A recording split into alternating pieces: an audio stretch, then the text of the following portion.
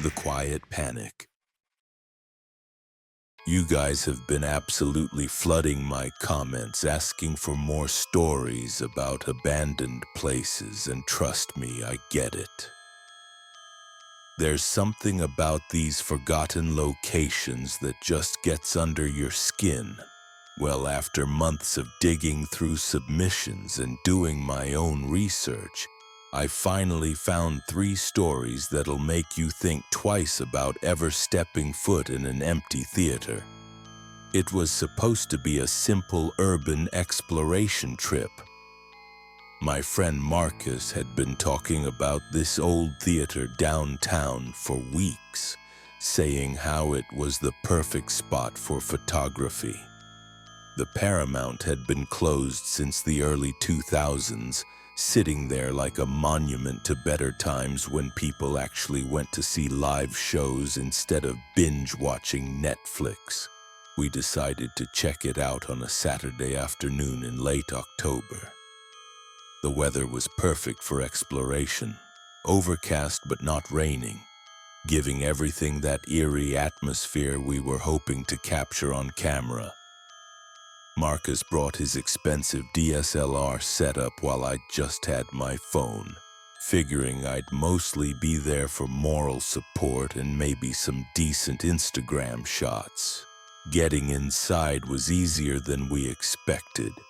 There was a side door near the loading dock that had been pried open by previous explorers, and the security around the place was basically non-existent. The city had bigger problems to worry about than some kids taking pictures in an old building.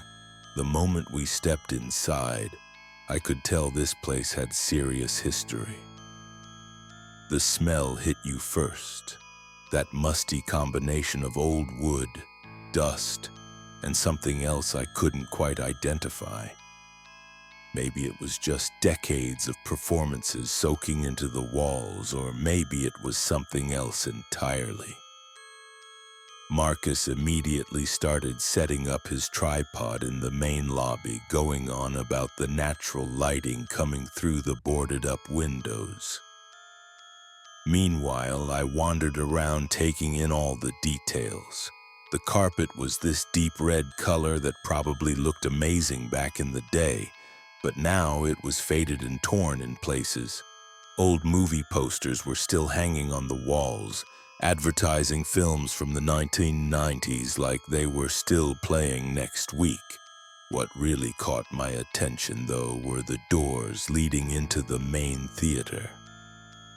They were these heavy wooden things with ornate brass handles that looked like they weighed a ton. One of them was propped open just a crack, and I could see darkness beyond. I called over to Marcus, asking if he wanted to check out the actual theater space, but he was completely absorbed in getting the perfect shot of this vintage chandelier. He just waved me off, saying to go ahead and scout it out while he finished with the lobby shots. That should have been my first red flag. In every horror movie ever made, splitting up is always a terrible idea. But this wasn't a horror movie. This was just 2 college kids exploring an old building on a Saturday afternoon. What could possibly go wrong? I pushed through the heavy door and immediately felt the temperature drop. The main theater was massive, way bigger than it looked from the outside. Rows and rows of red velvet seats stretched down toward a stage that seemed to go on forever. Emergency lighting cast everything in this dim greenish glow that made the whole place feel like it was underwater. The stage itself was what really drew my attention. The curtain was still hanging there, this enormous burgundy thing that must have weighed hundreds of pounds. It was perfectly still, which made sense since there was no air circulation in the building. But something about it just felt off, like it was waiting for something. I started walking down the center aisle, taking pictures with my phone as I went. The seats were in surprisingly good condition for a building that had been abandoned for over 20 years. Some were missing cushions or had tears in the fabric, but most looked like you could still sit in them for a show. About halfway down the aisle, I stopped to get a better shot of the stage. That's when I first noticed the curtain had moved, just slightly, like a gentle breeze had caught it. But there was no breeze in that sealed building. I stood there for a minute, waiting to see if it would happen again. But the curtain remained perfectly still. I shrugged it off and kept walking toward the front. Old buildings settle, right? Maybe there was some kind of draft I couldn't feel, or the heating system was still partially functional. There had to be a logical explanation. When I reached the front row, I turned around to look back at all the empty seats. That's when I realized how quiet it was in there. Not just quiet, completely silent. I couldn't even hear Marcus moving around in the lobby anymore, which was weird because those old wooden floors creaked with every step. I called out his name, but my voice just seemed to get swallowed up by all that empty space. The acoustics in the theater were probably designed to carry sound in the other direction, from the stage to the audience, not the other way around. That's when I heard it. A sound like fabric brushing against fabric coming from behind me. I spun around to face the stage, and I swear the curtain was swaying slightly, like someone had just walked past it on the other side. My heart started beating faster, but I tried to stay rational. Old buildings make weird noises. The curtain was probably just settling on its rigging system, or maybe there was a mouse or something behind it. I'd seen enough urban exploration videos to know that abandoned places always had wildlife living in them. But then it happened again. This time the movement was more pronounced, like someone had grabbed the curtain and given it a gentle push. And in that moment of movement, I thought I saw something. A shadow maybe, or just a trick of the emergency lighting. But it looked like there was someone standing behind that curtain just out of sight. I took a step backward, bumping into one of the front row seats. The sound echoed through the theater way louder than it should have been. And in response, I heard something else. Footsteps. Slow, deliberate footsteps moving across the stage behind that curtain. Every instinct I had was screaming at me to run, but I couldn't move. It was like my feet were glued to that old carpet. The footsteps continued, moving from one side of the stage to the other, and with each step the curtain would flutter slightly, as if whoever was back there was brushing against it as they walked. I finally found my voice and called out, asking if anyone was there. The footsteps stopped immediately, and the theater fell back into that oppressive silence. For a moment, I thought maybe I'd imagined the whole thing. Stress, low lighting, and an overactive imagination could make anyone see and hear things that weren't there. But then the curtain began to move again. Not swaying this time, it was being pulled aside, slowly, deliberately, like someone was about to make their entrance onto the stage. And in that growing gap between the curtain and the stage floor, I could see the outline of shoes. Old-fashioned dress shoes, the kind performers might have worn decades ago when this place was still operational. That's when I finally broke free from whatever had been holding me in place and ran.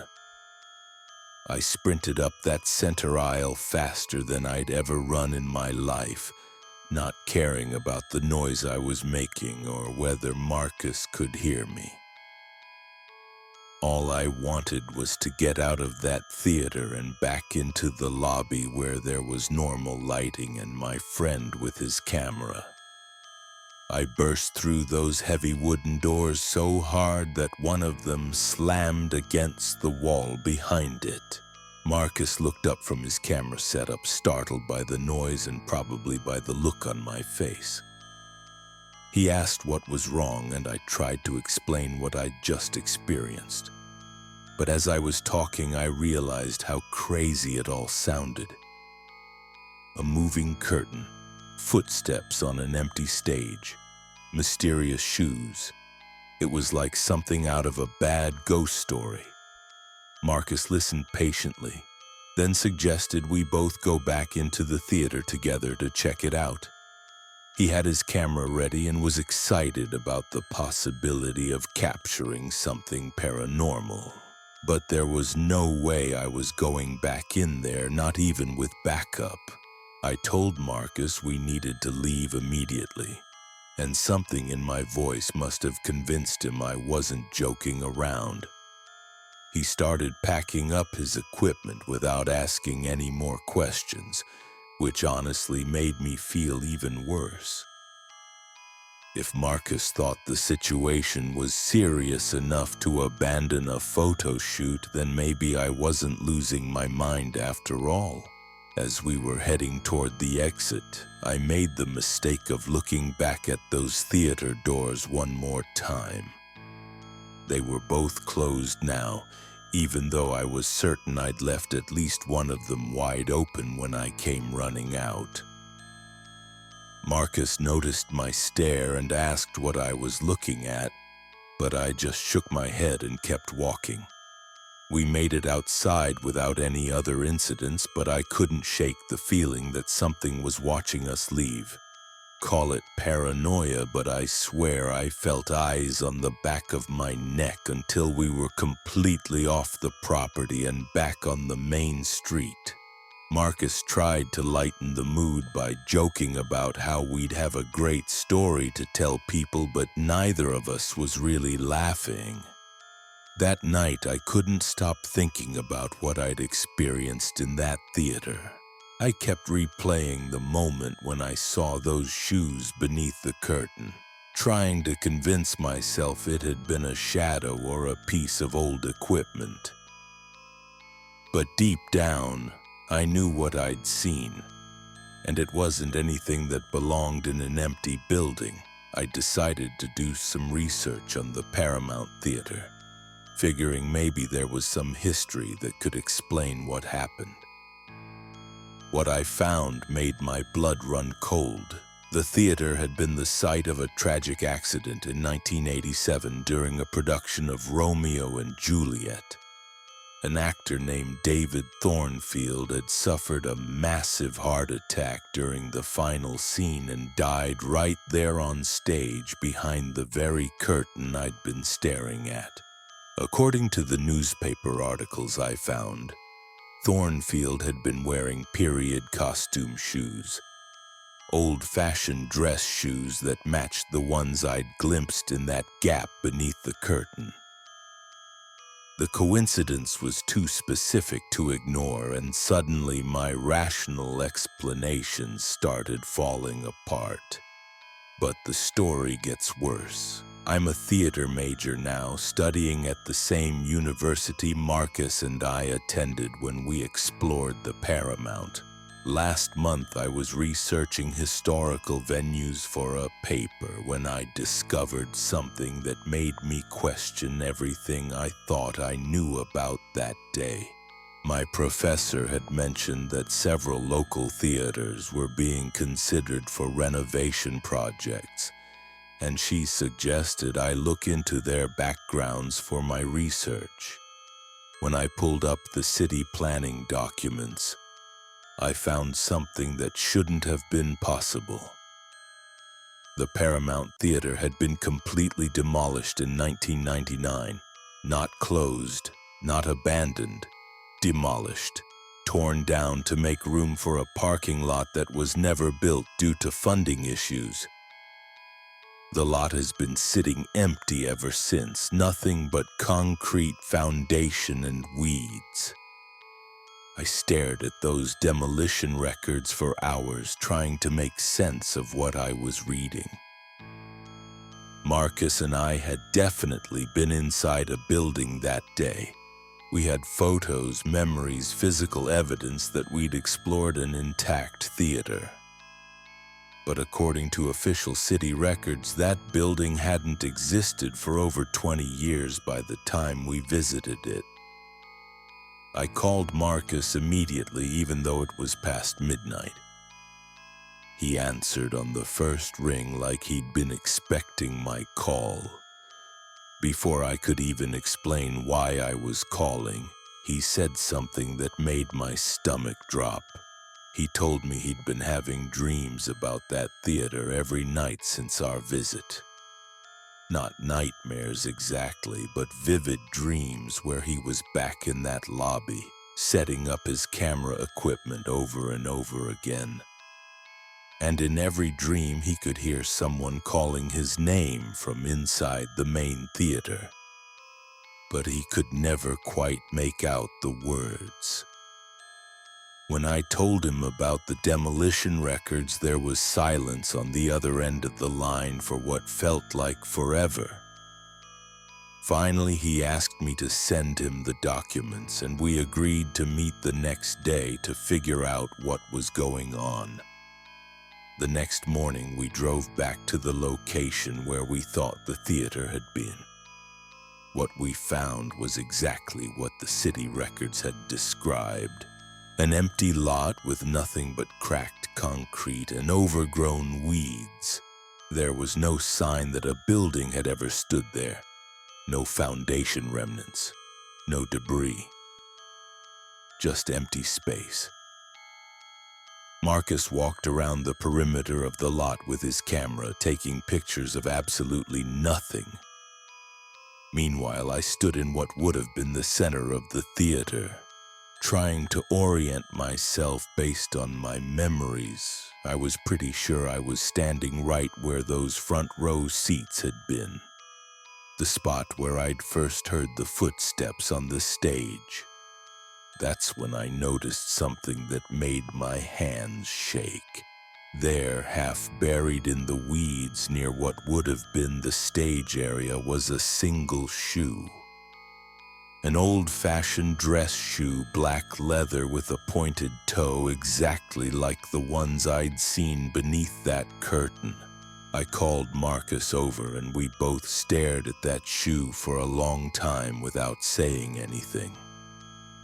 Finally, he suggested we take it with us, maybe try to find out where it came from or how old it was. But when I reached down to pick it up, it crumbled to dust in my hands like it had been sitting there for decades. We left that empty lot and never went back. Marcus transferred to a different school the following semester, saying he needed a change of scenery. We still talk occasionally, but we've never discussed what happened at the Paramount Theater. Some experiences are just too strange to keep revisiting. I still drive past that empty lot sometimes, usually when I'm heading to campus for evening classes.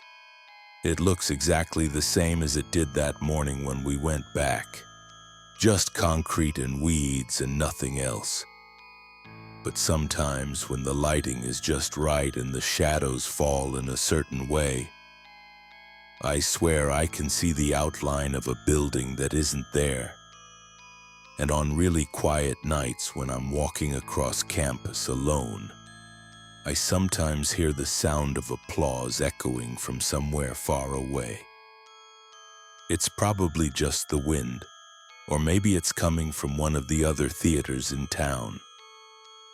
But part of me wonders if somewhere, in a place that exists between what was and what is, the show is still going on, And David Thornfield is still taking his final bow behind a curtain that moves in a theater that no longer exists. That's why I don't do urban exploration anymore, and why I always tell people to be careful about the places they choose to explore. Sometimes the most dangerous locations aren't the ones that are falling apart or filled with hazards you can see. Sometimes the most dangerous places are the ones that shouldn't exist at all, but somehow still manage to find a way to draw you in.